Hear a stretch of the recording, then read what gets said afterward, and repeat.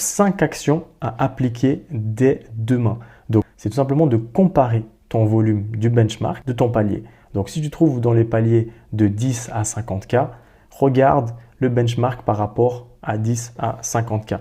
Donc, si tu testes moins que la moyenne, c'est ton levier numéro 1. Ça veut dire que tu dois tester plus. Si tu testes plus, ça veut dire que soit tu testes trop et que du coup ton budget n'est pas distribué correctement, soit du coup tes créatives sont tout simplement pas bonnes. Commence avec du texte seul ou une image plus texte. Donc valide l'angle avant d'investir en production, avant de vouloir commencer à faire des vidéos, faire des gros UGC, payer des entreprises de production. Valide l'angle avant d'investir dans une entreprise de production ou avant d'investir dans quelles que soient les grosses productions. Ensuite, en point 3, utilise ton taux de réussite et spend-use ratio ensemble. Les deux doivent être ensemble. On ne vient pas séparer les deux.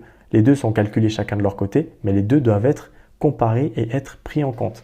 Ni l'un ni l'autre seul ne dit toute la vérité. Donc, il ne faut pas juste te dire « Ouais, mon hit rate, il est de temps, ouais, génial ». Non, c'est derrière combien est-ce que, du coup, tu as dépensé et combien est-ce que tu as de hit rate. Donc, regarde les tops de ton secteur, pas le classement global.